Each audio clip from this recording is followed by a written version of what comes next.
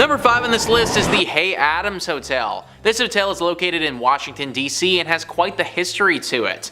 USA Today writes, quite possibly the most famous hotel in the capital, the Hay Adams has hosted many a politician, including the Obamas before inauguration. In 1884, best friends John Hay, Abraham Lincoln's private secretary and later a Secretary of State, and Henry Adams, the author and descendant of John Quincy, built their homes on the plot of land where the hotel now sits. In 1927, 9 years after Adams' death, the houses were razed and replaced by the hotel that stands today. Adams' wife, Marion Hooper Adams, killed herself on the site in 1885, and her spirit reportedly haunts the hotel. Guests and staff say they can hear a woman crying softly, disembodied voices, and doors opening and closing on their own. What is it about hotels and people taking their own lives? It feels like so many hotels are haunted because someone left the world far too early, and usually it was their decision to do so. Marion Hooper Adams is no exception, and she has made this hotel a very inhospitable place to stay. Sometimes you hear the faint cries of a creature or spirit and they go away,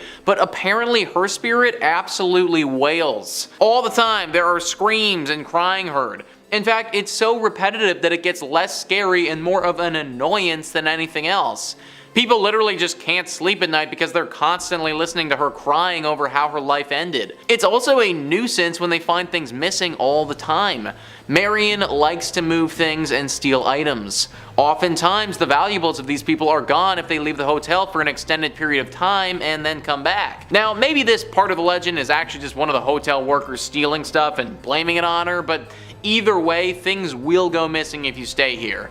It's overall just a horrible experience being at this hotel for an extended period of time, and I wouldn't recommend it to anyone. Number 4 on this list is Hotel Provincial. Located in New Orleans, this hotel is teeming with paranormal energy. USA Today says the 2-story Hotel Provincial with 94 rooms in the historic French Quarter is a retreat into old New Orleans. Like many New Orleans properties, it also claims to be a popular paranormal activity hub. Like other area hotels, the property acted as a medical facility for wounded Confederate soldiers and is said to still possess their spirits. From distressed soldiers and operating doctors to pools of blood, guests have reported it all. If actually staying at the property seems too spooky, it's also a stop on many walking ghost tours of the city as well. Pools of blood, guys. Literal pools of blood. Just imagine walking in your hotel room after a long day of doing stuff, getting in your PJs, moving the comforter over to your bed to slip in, and then seeing a bunch of blood just ooze out. This has actually happened to people before. That would absolutely scar me for life if something like that ever went down. Not to mention people actually getting physically scarred when they come here.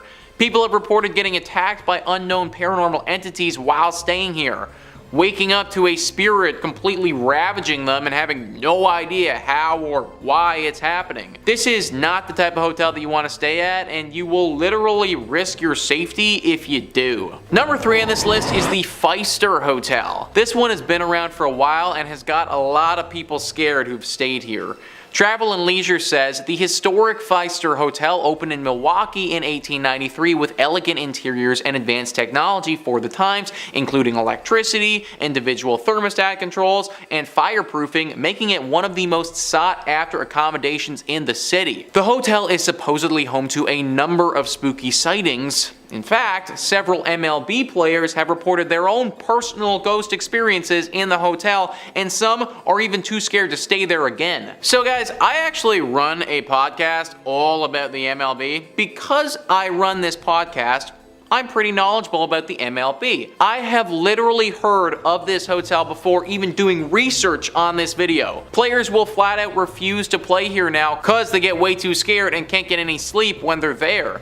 Then obviously when they play their game the next day, they suck because they just spent the entire night basically fending for their lives in this haunted hotel. It's really too bad that it has to be this way because this is apparently one of the nicer hotels in Milwaukee. It's definitely one of the oldest, and back then it was the best place to stay if you wanted a luxurious night. Hopefully the ghosts that reside here eventually leave and we can all enjoy it once again without getting completely haunted. Number 2 on this list is the Emily Morgan Hotel. The Emily Morgan Hotel is located in Texas and is probably the most haunted in that entire state. It wasn't always the lovely and renovated hotel that it is today. Prior to this being a beautiful place to stay, this was actually a hospital and a place for doctors to stay.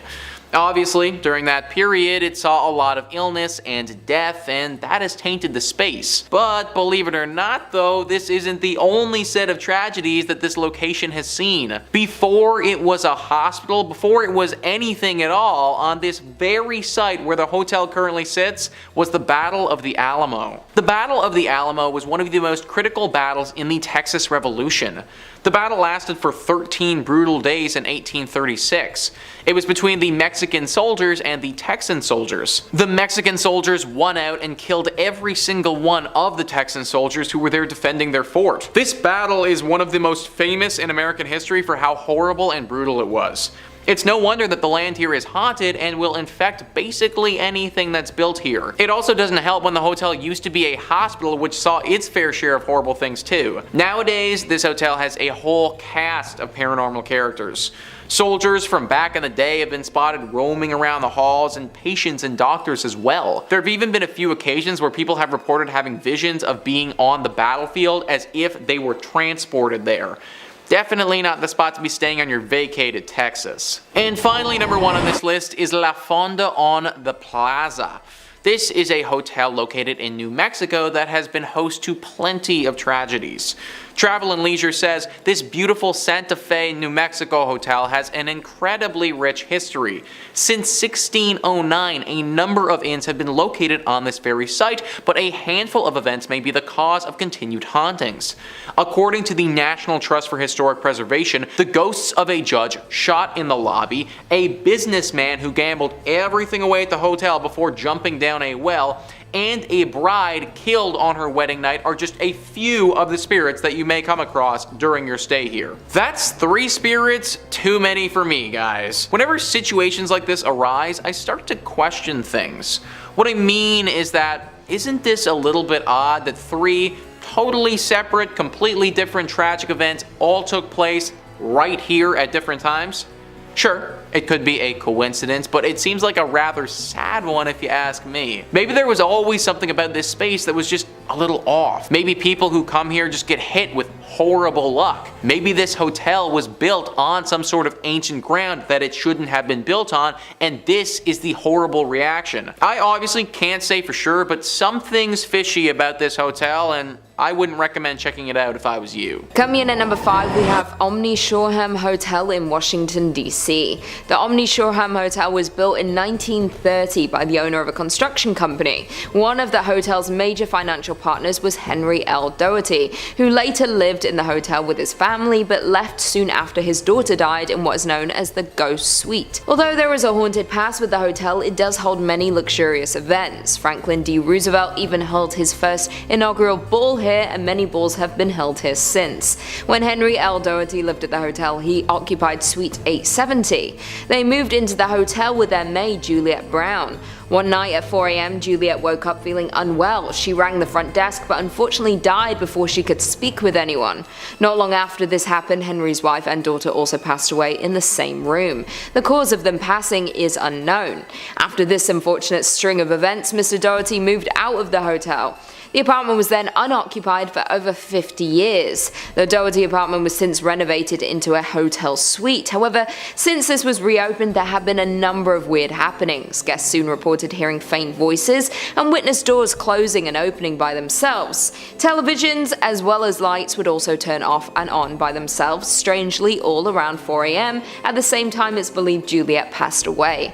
Some occupants also said that they came back to the room with the furniture rearranged. If you do ever find yourself at this hotel, do not stay in the Doherty Suite. Coming in at number 4, we have Admiral Fell Inn in Maryland. The inn has 8 buildings which date back to the late 1700s. Before becoming an inn, the building had many different uses, including a ship chandlery, a vinegar factory, a YMCA, a boarding house for actors, and a sailor's lodging house. In 1900, Fells Point was a rough place. It was full of sailors, mobster hangouts, illegal gambling halls, brothels, and sailors. A Christian Christian boarding house and recreational center then opened, which was called the Anchorage, and the building is now the central structure of the Admiral Fell Inn. In the early 1900s, a lot of death was seen here. Mercy nuns would try to treat wounded sailors in the main building, but there was only so much they could do and many died. In 1985, it was renovated into a 38-room bed and breakfast and renamed the Admiral Fell Inn. 1996 brought upgrades and expanded it into the 80-room hotel that it is today. The inn is considered to be the most haunted place in Maryland, with many sailors even dying from their wounds or taking their own lives here. There may also be a number of mob victims who passed away here due to the dangerous past. One room is particularly dangerous, room 413. This room was the scene of a ghastly murder in 1999. Christopher Jones, an out-of-town guest attending a pharmaceutical convention, was killed by Gary Mick. Some of the hotel's housekeepers often get a strange feeling when they clean the room, and others refuse to go in it at all. Some feel a breeze or a hand resting on their shoulder. Others have experienced sudden cold spots and shadows darting around the room. People have also seen floating sailors sitting where a fire escape once was. Others hear knocking on their doors from butlers who once were.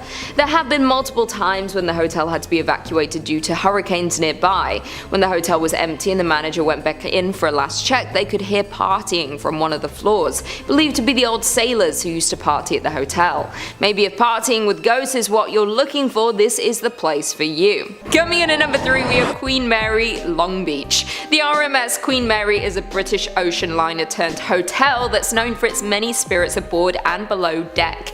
Making its maiden voyage in 1936, she eventually served as a transport ship for Allied troops in World War II. Today, this floating haunted hotel calls SoCal home, aka Southern California, because I didn't know we were doing the lingo up in here. SoCal. While converted as a troop carrier during the war, the ship collided with her escort, slicing the HMS Caracal in half. Around 300 people drowned as a result. Throughout the years, staff and guests have reported seeing many different apparitions and have experienced unexplained events. Screams and wails can be heard coming from the boiler room, where a young sailor was said to have been severed in half by a door. There have also been reports of a little girl who likes to play games with the living by the swimming pool. The saloon on the Queen Mary is a hotspot for Lady in White sightings, who is said to be a first-class passenger. At least she haunts in style, often being spotted dancing in a long ball gown. Perhaps the most haunted spot in the hotel is located on the infamous B deck, specifically Suite B340. They actually stopped offering the suite because they received an abundance of complaints about paranormal activity. Of course, this drew mass attention to the room, so they now offer a ghost package for those brave enough to spend the night in the most haunted suite on the ship. With its intriguing and checkered past, it's no surprise that the Queen Mary was once labeled by Time magazine as one of the top 10 most haunted places on Earth. Coming in at number 2, the Hay Adams, Washington, D.C. The Hay Adams Hotel is only 1,000 feet from the White House and known as the closest you can get to the White House without an invite. The hotel is located on the site where the 1885 homes of John Hay and Henry Adams once stood. In 1927, a property developer bulldozed the homes to build a 138-room residential hotel. Hotel magnate Julius Manger purchased the property in 1932 and changed the name to the Manger Hay Adams Hotel. He owned the hotel until his death. Manger died in this residential suite within the hotel. The ornate ceiling was the last thing he saw. This is not the first death on the land that the Hay Adams stands on. Adams' wife Marion Hooper Adams took her own life on the site in 1885. In a fit of grief, Henry Adams destroyed all of Marion's things, including her photographs and papers. It is believed by many that Henry had a mistress, and maybe that contributed to Marion's depression. Henry and Marion are buried together under a monument called Grief. Staff of the Hay Adams Hotel complained that the ghost of Clover is most active during early December, the anniversary of her death. Reports of doors mysteriously opening and closing on their own, a woman crying softly, and voices of sorrow coming from apparently nowhere. Some housekeepers have also experienced being hugged by an unseen presence. The hauntings do not stop it from being the most popular hotel in Washington and has hosted many a politician, including the Obamas, before inauguration. Just be aware, if you do stop by, you might get a hug from the spirit of Mrs. Adams. And finally, in at number 1, we have the Marshall House in Savannah. The Marshall House was opened in 1951 by Mary L. Marshall on Broughton Street in Savannah's premier shopping district. It is the oldest hotel in the area, being one of the only houses specifically built to be a hotel. It is a beautiful hotel considered by architectural historians to be the finest structure Mary Marshall ever built. Although it started as a beautiful structure and still is to this day, it has had its share of death and horror. During the Civil War, the Marshall House was occupied by the Union and used as a hospital until the end of the war. It was also used twice more as a hospital during the yellow fever epidemics of the 19th century. When it came to restoring the house in the late 1900s, they discovered human remains under the floorboards. The house became a crime scene, but they soon discovered that the downstairs room was used as the hospital's surgery room. It is believed that the remains of limbs that had been amputated during the war were discarded underneath the house. Since the bones were disturbed there have been numerous claims of hauntings within the home. Paranormal activity is a frequent occurrence around the hotel to this day. If you choose to stay there, you might notice the faucets turning on and off, lights that inexplicably flicker, electronic items powering themselves, toilets suddenly overflowing for no apparent reason, and disembodied voices that echo throughout the halls.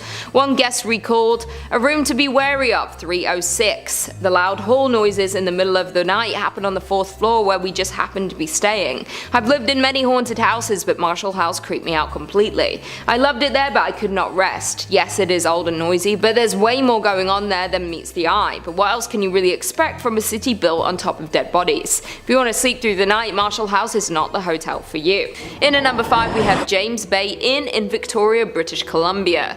The James Bay Inn opened in 1911 and is the 3rd oldest hotel in Victoria. The hotel has continued to operate, only closing briefly during the war. The hotel was built so that every room has a view outside and access to fresh air. This was the most important thing to the architects.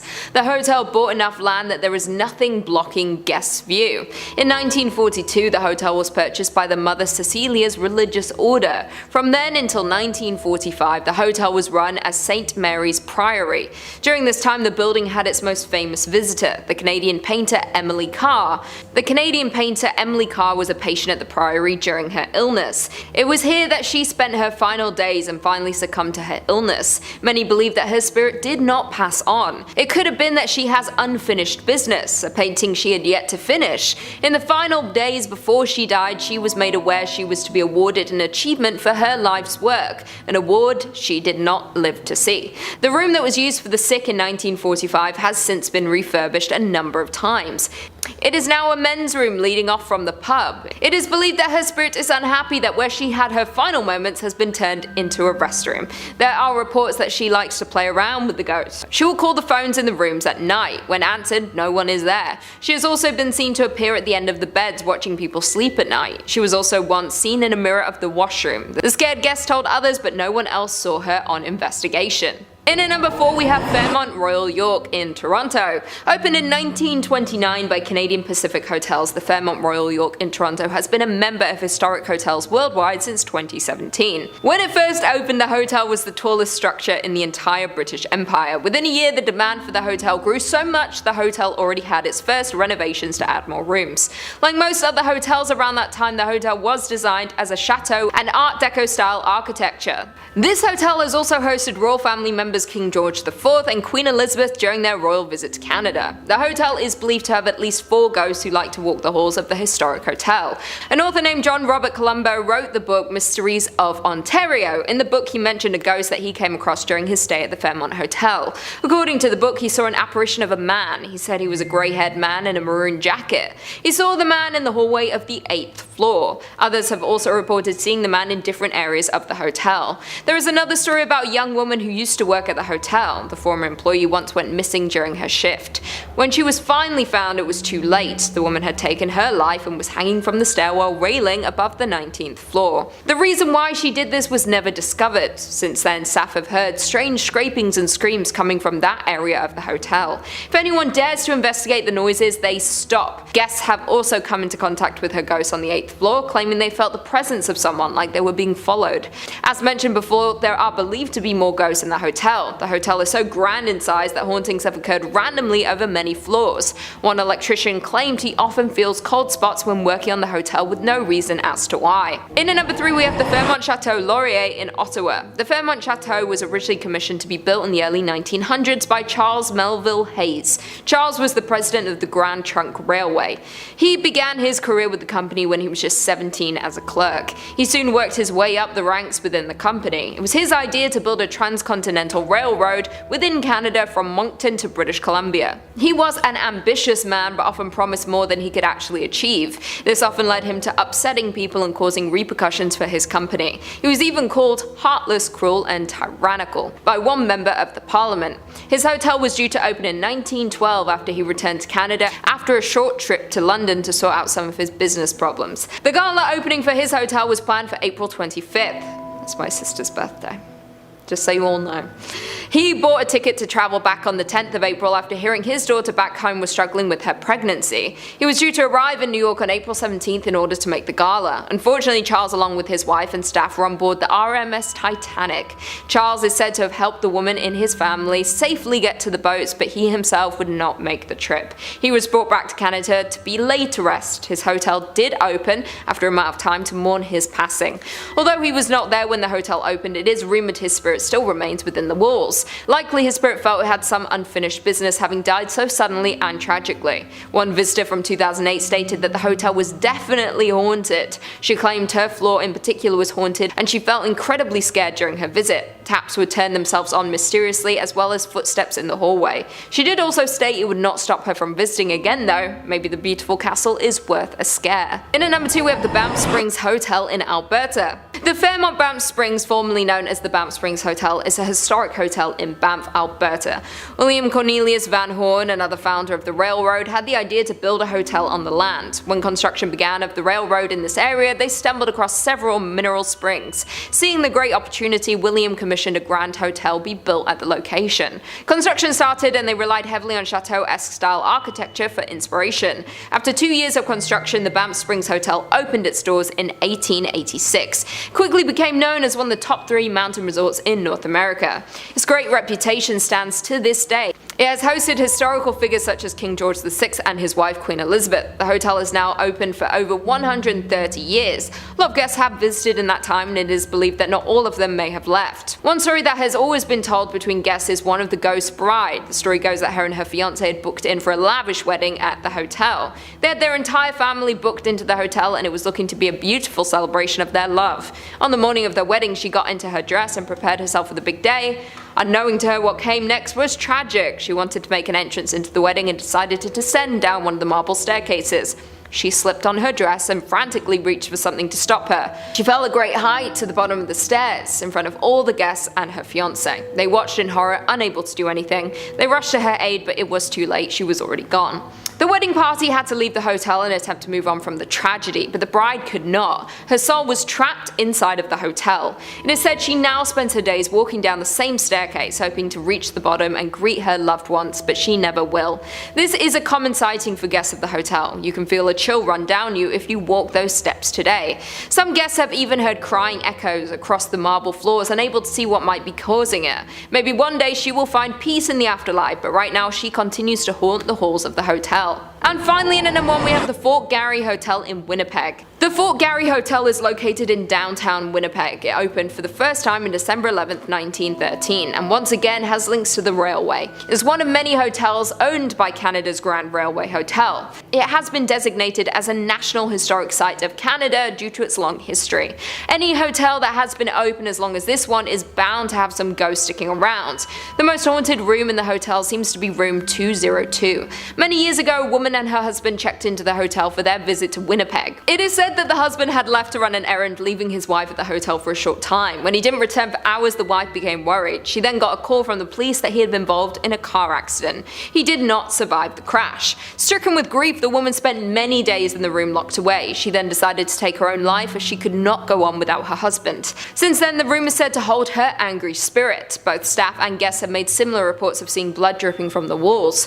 One woman claimed that during her stay in the room she was awoken twice by the feeling of someone getting into bed with her. The ghost is not only confined to the room, Others have seen her in the hotel lounge, sat in a corner dressed in all black crying over her lost love. She's not the only ghost at the Fort Garry Hotel though, simply the only one who can be identified.